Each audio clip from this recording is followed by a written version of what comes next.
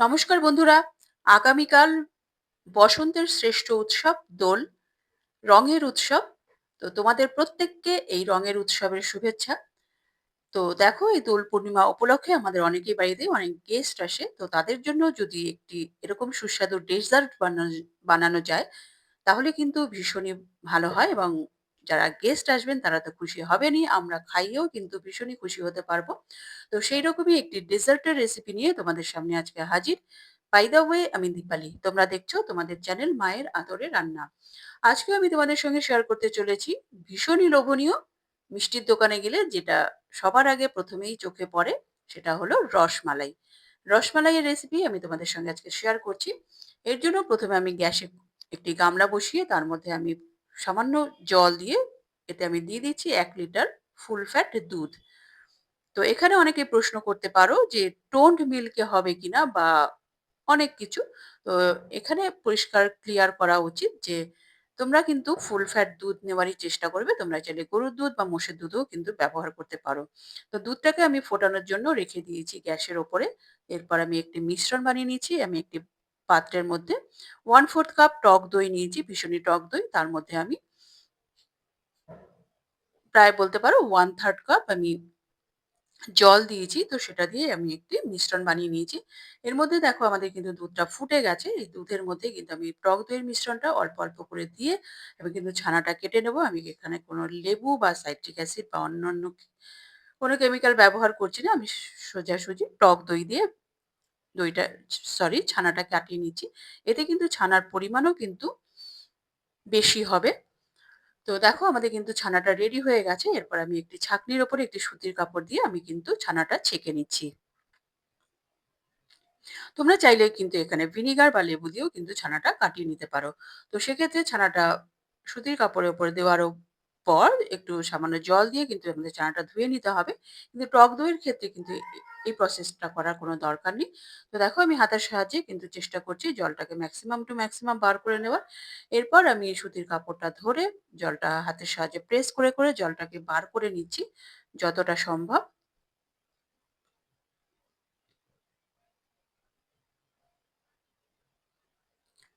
এরপর একটি ভারী জিনিস চাপা দিয়ে আমি কিন্তু ০.৫ ঘন্টা অপেক্ষা করব জলটা যেন প্রপার বেরিয়ে যায়। তো এরপর গ্যাসের উপর আরেকটি কড়া বসিয়ে দিয়ে তাতে সামান্য জল দিয়ে আমি এতেও দিয়ে দিচ্ছি ১ লিটার ফুল ফ্যাট দুধ। রসমালাইয়ের মালাইটা বানানোর জন্য। তো তোমরা চেষ্টা করবে ফুল ফ্যাট দুধই নেওয়ার। তোমরা রেসিপিটি দেখতে, দেখতে চ্যানেলে যারা নতুন এসছো তারা চ্যানেলটিকে সাবস্ক্রাইব করে বেল আইকনটি প্রেস করে রাখো যেন পরবর্তী নোটিফিকেশন সবার আগে তোমার কাছে পৌঁছায়। দুধটাকে আমি ফোটার জন্য রেখে দিচ্ছি। এরপর নেক্সট প্রসেসিং এ চলে যাচ্ছি। দেখো আমাদের ছানার জলটা কিন্তু একদমই বেরিয়ে গেছে। তো এই ছানাটা আমি একটি অন্য পাত্রে ট্রান্সফার করে নিচ্ছি। তোমরা কিন্তু রেসিপিটি অবশ্যই ট্রাই করো। ট্রাই করে আমাকে কমেন্ট করে জানাবে। হ্যাঁ, রেসিপিটি একটু সময় সাপেক্ষ কিন্তু বানানো ভীষণই সহজ। যদি এই ছোট, ছোট টিপস অ্যান্ড ট্রিকস গুলো ফলো করো তাহলে কিন্তু একদম ইউনিক রেসিপি বা একদম অথেন্টিক রেসিপি হয়ে আসবে। নো ফেল ওয়ালা রেসিপি। তো এরপর ছানাটাকে আমি একটি পাত্রের মধ্যে ট্রান্সফার করে হাতের যে তালু আছে তো তার সাহায্যে কিন্তু ভালোভাবে আমাদের কিন্তু এরকম ডলে, ডলে মেখে নিতে হবে। এতে কিন্তু আমাদের ১০ থেকে ১২ মিনিট সময় লেগে যাবে ছানাটা মাখতে। খুব বেশি কিন্তু প্রেস করা যাবে না। তাহলে ছানার যে মাখনটা আছে সেটা কিন্তু বেরিয়ে আসবে। হালকা হাতে প্রেস করে, করে আমাদের কিন্তু ছানাটা এভাবে মাখিয়ে নিতে হবে।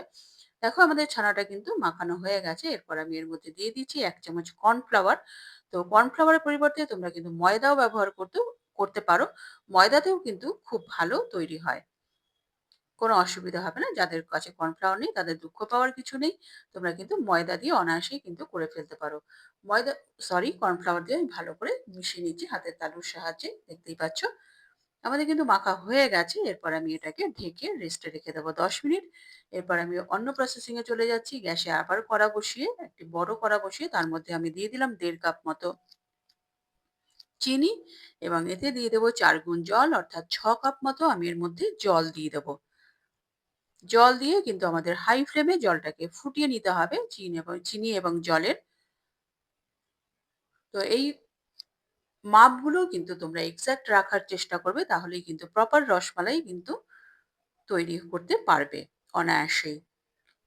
এরপর আমি এটাকে ঢেকে রেখে দিলাম যাতে তাড়াতাড়ি ফুটতে সাহায্য করে। এরপর আমি সরি ছানার যে ডোটা করে রেখেছি তার থেকে ছোট, ছোট করে লেচি করে আমি কিন্তু রসগোল্লার আকারে গড়ে নেব। বলতে পারো চ্যাপ্টা রসগোল্লা। তো ২ হাতের সাহায্যে রাউন্ড করে, করে ২ হাতের সাহায্যে একটু প্রেস করে কিন্তু আমাদের বানিয়ে ফেলতে হবে এবং কোনোভাবেই কিন্তু কোনো ক্র্যাক আসা যাবে না। যদি ক্র্যাক আসে আঙুলের সাহায্যে সেটাকে ঠিকঠাক করে দিতে হবে। যদি খুব বেশি ক্র্যাক আসে তাহলে বুঝতে হবে আমাদের কিন্তু ছানাটা প্রপার মাখা হয়নি। বাইন্ডিং এর কোনো প্রবলেম আছে বা মাখা হয়নি। তো সেক্ষেত্রে কিন্তু আরেকটু আমাদের মেখে নিতে হবে। দেখতেই পাচ্ছ এইভাবে কিন্তু আমাদের সমস্ত রসগোল্লা, চ্যাপ্টা রসগোল্লা কিন্তু আমাদের বানিয়ে নিতে হবে। আমি আরেকটিও করে দেখাচ্ছি তোমাদের। যেন কোনো অসুবিধা না হয় তোমাদের। দেখতেই পাচ্ছ আরেকটু আমাদের হয়ে গেছে। এইভাবে কিন্তু আমি সমস্ত চ্যাপ্টা রসগোল্লা বানিয়ে ফেলছি।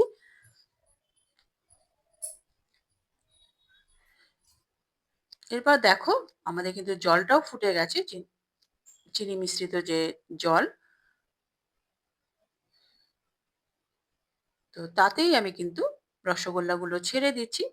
ফুটন্ত যে মাছ বরাবর জায়গা আছে সেখানেই কিন্তু আমাদের দিতে হবে। তাহলেই দেখো সবগুলোই কিন্তু সাইডে চলে এসছে এবং সঙ্গে, সঙ্গে কিন্তু ভেসে উঠেছে। ওটাকে আমি ১০ থেকে ১২ মিনিট মতো ফুটিয়ে নেব। ১ম এ কিন্তু ৩-৪ মিনিট গ্যাসের ফ্লেমটা হাই রেখে তারপরে কিন্তু মিডিয়াম ফ্লেম করে দেব এবং ভালো করে আমাদের কিন্তু ফুটিয়ে সেদ্ধ করে নিতে হবে রসগোল্লা। তো এরপর দেখো আমাদের এদিকে মালাইয়ের যে দুধটা তো সেটাও ফুটে গেছে। সেখান থেকে আমি কিছুটা দুধ আমি একটি বাটিতে কিছুটা জাফরানের উপর দিয়ে দিয়েছি যাতে জাফরানটা ভালোভাবে কালারটা চলে আসে এবং ফ্লেভারটা খুব ভালো আসে। এরপর এই ফুটন্ত দুধের মধ্যে আমি দিয়ে দিলাম 1/2 কাপ মতো তাল মিছরি, একটি বিশেষ ব্র্যান্ডের। সেইজন্যই একটু ব্রাউন কালারের। তোমরা অনেকেই জানো হয়তো সেই ব্র্যান্ডের নাম। আমি ব্র্যান্ডের নামটা উল্লেখ করছি না। তো তাল মিছরি দিলে কিন্তু ভীষণই ভালো টেস্ট আসে। তোমরা তাল মিছরির পরিবর্তে কিন্তু এখানে চিনিও ব্যবহার করতে পারো। তো তাল মিছরি দিয়ে কিছুটা ফুটিয়ে নেওয়ার পর এর মধ্যে আমি দিয়ে দিলাম 1/2 চামচ মতো এলাচ গুঁড়ো এবং দিয়ে দিলাম জাফরান মিশ্রিত যে জলটা আছে, সরি দুধ আমি ভিজিয়ে রেখেছিলাম জাফরান। তো সেই দুধটাই কিন্তু আমি এর মধ্যে দিয়ে দিয়েছি এবং আরেকটু আমি ফুটিয়ে নেব। এর মধ্যে দেখো আমাদের কিন্তু রসগোল্লা কিন্তু অলমোস্ট রেডি হয়ে গেছে। তো এইভাবে কিন্তু আমি ২-৩ বার হাতার সাহায্যে চিনি মিশ্রিত যে জলটা আছে তো সেটা কিন্তু আমি বারবার ওপর দিয়ে দিয়ে দিয়েছিলাম যেন দুটো দিকই প্রপার কুক হয় এবং কিন্তু নাড়াচাড়া করা কিন্তু বেশি যাবে না। দেখতেই পাচ্ছ আমি কিন্তু ২-৩ বার চেক করে নিয়েছি। এবার লাস্ট টাইম আমি চেক করছি। তো একটি রসগোল্লা দেওয়ার পর দেখো একদমই কিন্তু ডুবে যাচ্ছে। জল নিংড়ে নেওয়ার পরও আবার কিন্তু জলের মধ্যে দিলেই কিন্তু প্রপার শেপে চলে আসছে। ডুবে যাচ্ছে মানেই কিন্তু রসগোল্লাটা প্রপার কুক হয়ে গেছে। সেইজন্যই ডুবে থাকছে। ডুবে উপর থেকে ভেসে থাকলে কিন্তু তখনও কিন্তু কুকিং প্রসেস সম্পূর্ণ হয়নি। তো সেইজন্যই ভেসে থাকে। তো এটা কিন্তু সম্পূর্ণ ডুবে গেছে। আমাদের কিন্তু রসগোল্লাটা রেডি হয়ে গেছে। এবার আমি এটাকেও কড়ার মধ্যে ট্রান্সফার করে দিচ্ছি। দেখো আমাদের কিন্তু রসমালাইয়ের যে রসগোল্লা সেটা কিন্তু রেডি হয়ে গেছে। এরপর আমি ঢেকে ১০ থেকে ১২ মিনিট রেখে দেব এই জলের মধ্যে যেন এটা প্রপার সেট হয়ে যায়। তো এরপর আমি ১০ থেকে ১২ মিনিট পরে দেখো একটি থালার মধ্যে আমি কিছুটা বরফ দিয়ে নরমাল টেম্পারেচারে জল দিয়েছি যেন রুম টেম্পারেচারে আসে জলটা এবং ২-৩ টে রসগোল্লা দেওয়ার পর এরপর আমি কড়া থেকে যে আমাদের রসগোল্লাগুলো আমরা ফুটিয়েছি সেই জলটাই কিছুটা আমি থালার মধ্যে দিয়ে দিয়েছি কারণ বেশি ঠান্ডা লাগছিল। তো রুম টেম্পারেচার আনার জন্য সেই জলটাকে আমি দিয়েছি ২-৩ হাতা। তো তারপর আমি রসগোল্লাগুলো একটি থালার মধ্যে সমস্ত ট্রান্সফার করে দিয়ে ঢেকে রাখবো ১০ মিনিট মতো যেন প্রপার সেট হয়ে যায় এবং জল দেওয়ার কারণ হলো যেন ড্রাই না হয়ে যায়। তো দেখো এর মধ্যে কিন্তু আমাদের মালাইটাও রেডি হয়ে গেছে। এর মধ্যে আমি কিছুটা পরিমাণে কাজু এবং পেস্তা বাদাম দিয়েছি কুচি, কুচি করে কেটে এবং দিয়েছি ১ চিমটি মতো নুন যেন প্রপার টেস্টের ব্যালেন্সটা হয়। তো আমাদের কিন্তু মালাইটা রেডি সেটা আমি গ্যাস অফ করে রেখে দিয়েছি। তো এরপর দেখো আমাদের কিন্তু রসগোল্লাগুলো ১০ মিনিট পরে আমি কিন্তু এইভাবে ২ হাতের সাহায্যে হালকা হাতে কিন্তু জলটা প্রেস করে, করে বার করে দেব। জলটা যদি এর মধ্যে থেকে যায় তাহলে কিন্তু মালাইটা প্রপার অ্যাবসর্ব হবে না বা মালাইটা অ্যাবসর্ব হলেও কিন্তু একটু পানসা লাগতে পারে। তো এভাবে প্রেস করে কিন্তু আমাদের মালাইয়ের মধ্যে কিন্তু এই রসগোল্লাগুলো দিয়ে দিতে হবে। দেখতেই পাচ্ছ তুমি। আবারও দেখাচ্ছি। আজকের ভিডিওটা কিন্তু একটু লেন্দি হয়ে যাচ্ছে। অনেক ডিটেইলস এ আমি তোমাদের সাথে সবকিছু শেয়ার করছি যেন তোমরা প্রপার ভাবে বানাতে পারো এবং প্রপার রেসিপি তৈরি করতে পারো। একদম নো ফেল ওয়ালা রেসিপি। এই ছোট টিপস অ্যান্ড ট্রিকস গুলো ফলো করবে তাহলে কিন্তু প্রপার রসমালাই কিন্তু তোমরা নিজেরাই বানিয়ে ফেলতে পারবে। অনেকেই বলতে পারো যে, "আমরা ঘরে বানাবো কেন? দোকানে গেলেই তো রেডিমেড পেয়েই যাবো পয়সা দিলে।" তো সেক্ষেত্রে আমি বলব যে, মিষ্টির দোকানের যে কিচেনটা থাকে তো সেখানে যদি একবার ঢুকে দেখো তাহলে কিন্তু আর খেতে ইচ্ছে করবে না। প্রপার হাইজিন মেইনটেইন হয় কিনা সন্দেহ। এবং সঠিক জিনিসটাও সবসময় দেওয়া হয় কিনা প্রশ্নচিহ্ন। তো আমরা যদি বাড়িতে এইভাবে হেলদি ভাবে বানিয়ে ফেলতে পারি এবং সব বেস্ট টু বেস্ট দিয়ে আমরা বাড়িতে বানানোর চেষ্টা করি নিজের জন্য, ফ্যামিলি মেম্বারদের জন্য। তো আমরা তো নিজের জন্য বা ফ্যামিলি মেম্বারদের জন্য এইটুকু আমরা করতেই পারি। তো এরকম একটি স্বাস্থ্যকর খাবার এবং মুখরোচক লোভনীয় খাবার তো আমরা তো এভাবে একটু কষ্ট করে বানিয়েই ফেলতে পারি। দেখো এবার আমি এটা সার্ভ করে দিয়েছি। ওপর থেকে আমি পেস্তা বাদাম এবং কাজু বাদাম দিয়ে গার্নিশ করে দিলাম।